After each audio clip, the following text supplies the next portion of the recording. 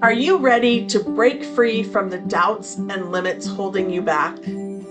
Welcome to Embrace Your Value, where therapy meets coaching to help you unlock your true worth and take control of your life. Hi, I'm Kristen, a trauma therapist dedicated to helping you heal, break old patterns, and reclaim your power. And I'm Jen, your support coach, here to show you how to set fierce boundaries, embrace self-compassion, and step boldly into the life you deserve. So, whether you're stuck in self doubt or feeling lost, know this: your value isn't up for negotiation. It's time to own it. Every week, we tackle real issues that challenge, inspire, and empower you to live with purpose and confidence. So, grab your favorite drink, take a deep breath, and let's get started. Because you're not here to play small. It's time to embrace your value. Welcome back. Jen and I were talking about the holidays, and as we are in the midst of them, we wanted to talk a little bit about traditions and why they matter, what matters most, what resonates with you, and who you are within those traditions and what do you value. This episode is about breaking free from the shoulds of the season and creating traditions that feel meaningful, fulfilling, and aligned with your authentic self. We just want you guys to have a way of being just the most, I know this is going to sound weird, but the most you that you can be this holiday.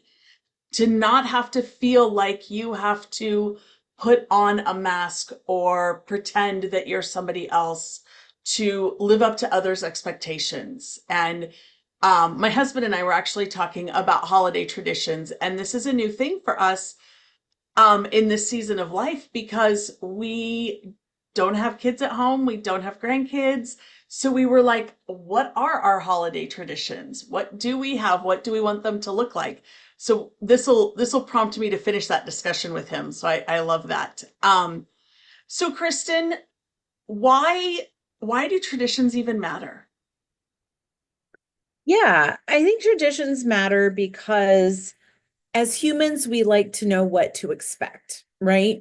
So, and I say this to clients all the time, like an anxious brain wants to know what's going on. So when we have traditions, especially those that we carry over from childhood, up until adulthood, and either share those with our children or create new ones, I think they're more than habits. They're rituals, right? And they connect us to each other, they connect us to our values, and they connect us to our sense of purpose. Yeah, absolutely. And I think for me, being the girl that always talks about reflection, and this was something that came up for me, is, are your traditions, are they uplifting for you? Do they help you? Do they inspire you? Or do you feel like you have to do them because you've always done them and they kind of drain you? And that's really where I'm coming from with this episode is what is it that works for you? Maybe there's a tradition that you've done for 25 years that you're like, I don't love it. It's not me. It's not who I am anymore. It was my parents and I don't have to follow that. And so just knowing that you always have a choice in the matter. You always get to decide. Yeah, I mean, I agree. I I have a very small family. Like even my extended family is still very small. And so for a long time, we have kind of gathered together um, and done that. But as we've gotten older and, as things have changed in our lives and some people have grandchildren, some people are sort of doing their own thing. And I did learn a long time ago to set some boundaries around like how much am I going to do? How often am I going to do things? And honestly, one of the biggest things, and this has to go with like obligations, right? Is my cousin who usually hosts like Christmas Eve, which is our family's big time, right? So we don't necessarily put a lot of emphasis on Christmas Day. That's more of your like nuclear family. So like for me, it'd be me and my son and I. And but so for Christmas Eve is when we really gather like as a fuller family. And so she always, I always say, what can I bring? How can I help? All of that stuff. And she knows that I will not make anything. So don't ask me to bring something that can't be purchased from the store, because I just don't have the time. So that's one of the boundaries that I've set within attending, functions with my family is I'm so happy to bring something, but I just don't have the time to like hand make anything. So that's something that I hear from clients is really a big deal for them, is that like, oh my gosh, I have to make 6 pies, or I have to, do 75 dozen cookies, or whatever it is that people do. And so I think that obligation is one of those things that I was able to let go so that I could truly enjoy the season. Yeah, absolutely. I love that.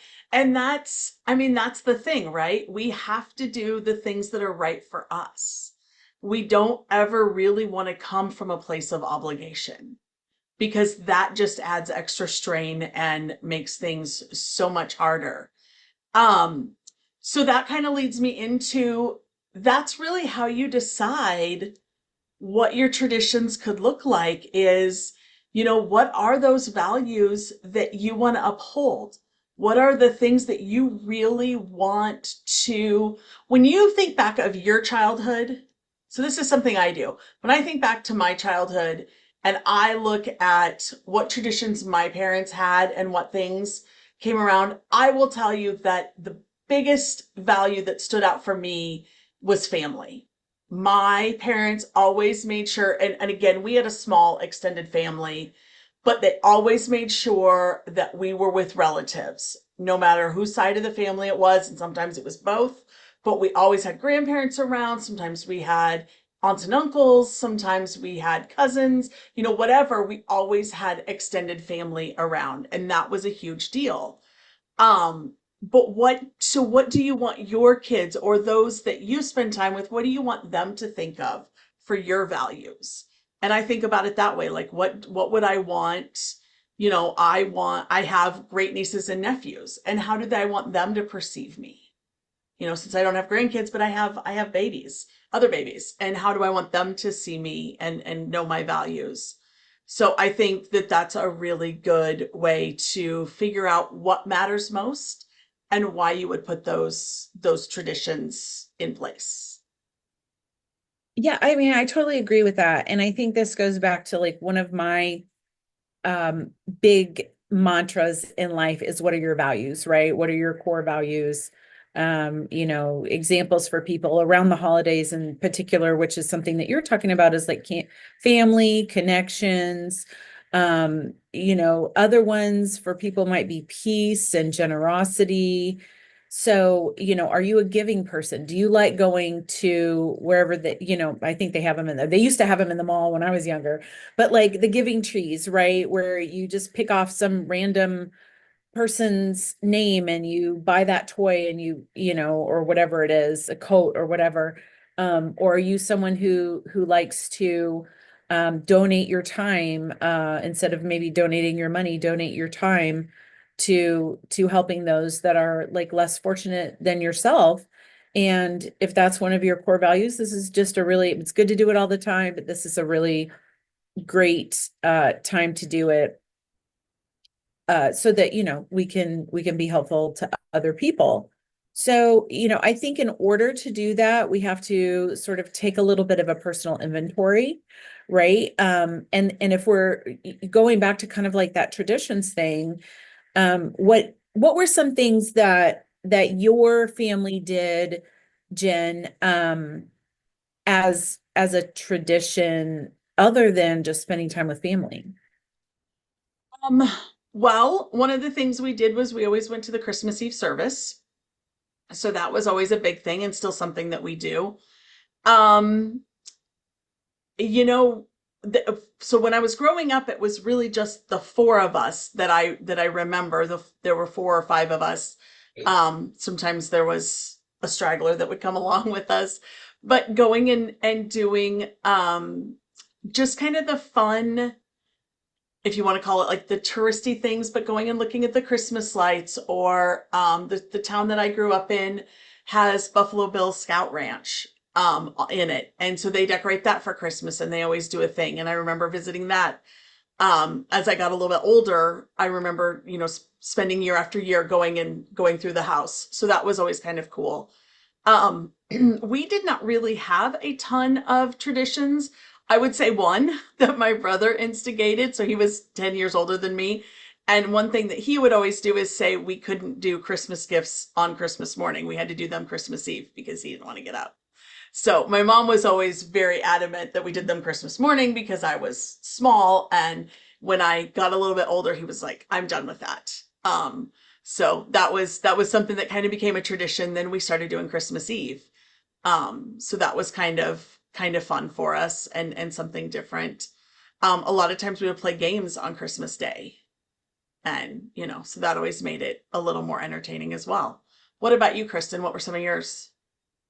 Well, now that you mentioned the present thing, I do remember I've always been the youngest in my family. I'm the youngest of all the cousins, if you will.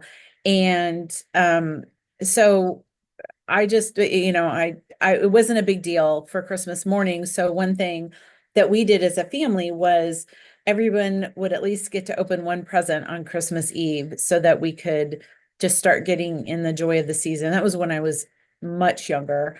I haven't really continued that with my son. Um, but he's older now, so he kind of gets stuff along the way, and I'm like, hey, this is a Christmas present, like.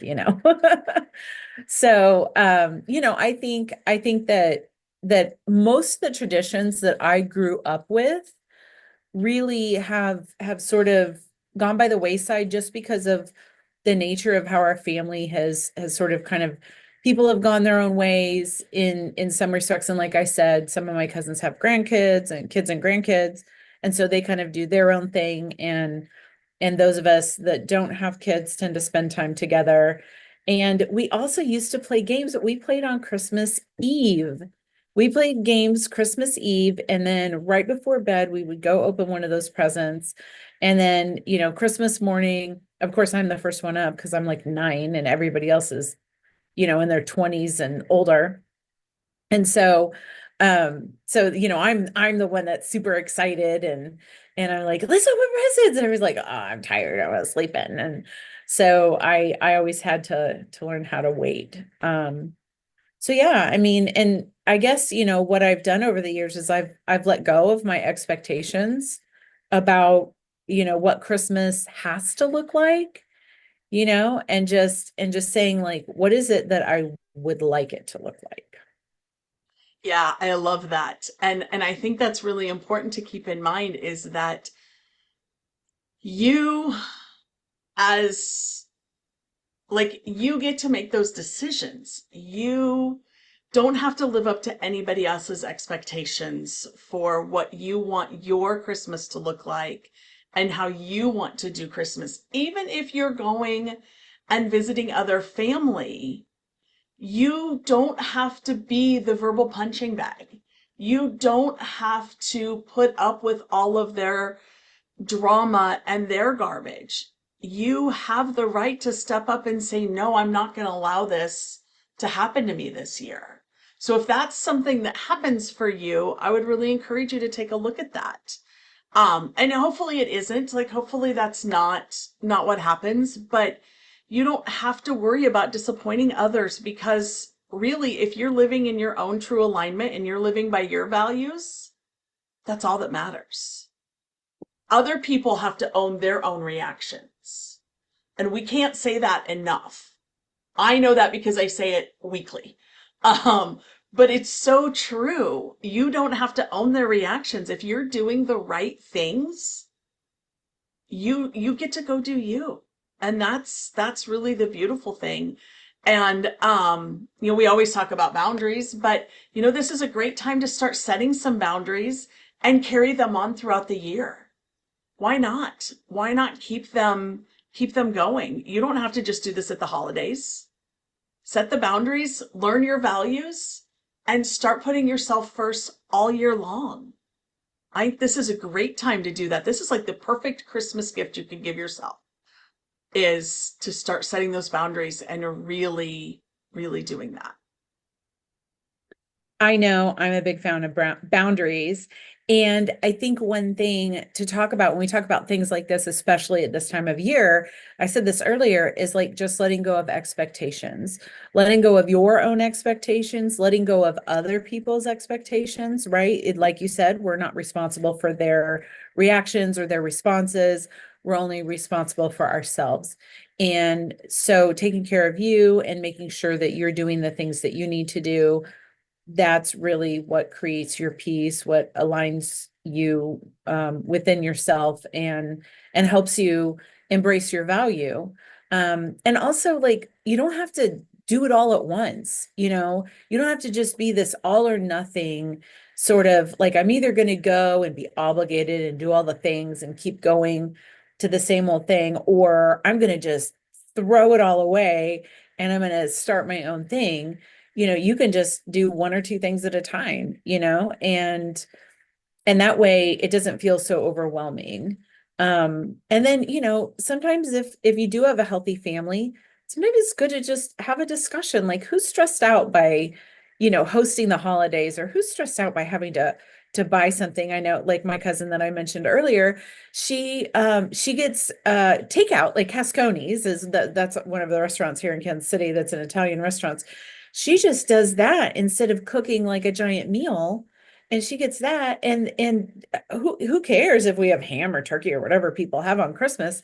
Like, it's always been, or Christmas Eve, it's always been like, kind of, it's more about the gathering than it is about like how much time are we spending preparing. Yes.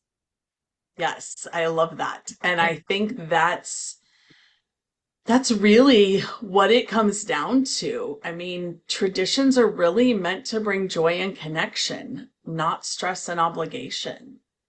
So when you are in true alignment and you're connecting with your values and you're honoring yourself, you're getting to uplift yourself and others. And I love bringing in the idea of, if you can have the conversation and find out where people are, have the conversation. Let your family know that you care about them and that you want it to be good for them too. It doesn't always have to be, traditions can be shifted. They're like boundaries. They're not set in stone forever.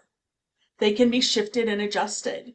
So do that. Maybe the new tradition is somebody different hosts every year and you rotate households instead of always going to grandma's house because grandma can't do it anymore. But one person doesn't want to take it over. Great. Think outside the box. Let's just rotate. So maybe every 5 years you have to host it. That doesn't seem so horrible to me. But if I had to host it every year, I'd be like, oh, hell no. That's not happening. Right. So those kinds of things. Yeah. Yeah. I totally agree. And I think sometimes we forget that other people may be feeling the same way that we do, and just maybe don't have the courage or the fortitude to say, hey, this is too much, or I can't do this. Like grandma, right? Sometimes grandma's like, I've always done it, so I'm just gonna do it. And then she's stressing herself out, when if somebody would have just said, like, grandma, like, are you really wanting to do this year? Maybe we should start shifting things around. Like you said, it's a choice you can make. So maybe you're the one that speaks up for others, and you can see if they agree. But just the conversation is worth having. Absolutely. Absolutely. So at the beginning of this, Kristen, you said that you really wanted to give an empowerment mantra. Would you like to share that with us? A good empowerment mantra is something that, it's like, I deserve a holiday season that feels aligned, joyful, peaceful, and fulfilling. Yeah. right? And make that your own, right? That was just the one that kind of came into my head is, but let's start it with like I deserve, right? Because that will help us start to make the shift and say, I deserve to make this shift because I want alignment, joy, peace, connectedness. So I love the I deserve part of that one. What are your thoughts, Jen? I love that too. And I think, yeah, I love the I deserve, because that's a great place to start. And I think that one is really good. You really encompassed everything into that. I think that's wonderful. I think what I would love out of this holiday season is, I know this podcast will probably drop on Christmas Day. So that's why we wanted to do a real Christmas something. So you may not be listening to it until after Christmas, and that's totally okay. But I would love to hear from our listeners what your tradition was this year. Like, what was your favorite thing that happened for you? Whether it was a new tradition, an old tradition, or something you just modified. Like, what came up for you, and what were you like, this was really great. This is something we want to do every year. I would just love to hear from you guys and hear what your traditions are. You never know when you drop those in the show notes, in the notes underneath the videos. You just never know who else you might inspire by doing that, and where you might give somebody an idea that they're like, oh, I didn't think about doing it that way, or actually doing that. And I think that's something that's really important to me, is just inspiring others and really having that time to share with others. And so I think this is a great way for us to get to do that, and spend more time thinking and giving back, without being like, not that I'm saying you shouldn't go help somewhere else or buy a gift for somebody, but this is just a really small, tiny way you can do that, and just really give back to somebody else without putting a ton of time and effort and energy into it, but it could make a huge impact. And that's the important part. So we would love to just hear from you what your traditions are, what was really good for you this year, and share a story with us. We'd love to hear that. Right. And you can make a comment with the video. There's our emails in there. We love to get emails and be able to respond. And we will respond personally, either Jen or myself, or maybe even both of us separately. We could respond and start a conversation if there's something even that you're struggling with around the holidays and changing traditions and dealing with family and things like that. So, we always want to hear from the viewers and the listeners so that we can get a better idea of everything that's going on with you. And because we're up here sharing our stuff, but we would love to hear what's going on with you guys. So we really appreciate you tuning into us and just being a part of this journey for us, and happy holidays for everybody. Yes, absolutely. I'm going to wish you all a Merry Christmas, because that is just who I am. And yeah, just enjoy the season. Thank you for being here with us today. If today's episode hit home, don't just keep it to yourself. Subscribe, leave us a review, and share this episode with someone who needs to hear it, because everyone deserves to know their worth. Next week, we're diving even deeper with more insights and tools to help you break free from limitations and live authentically. Until then, keep raising your standards, owning your worth, and embracing your value.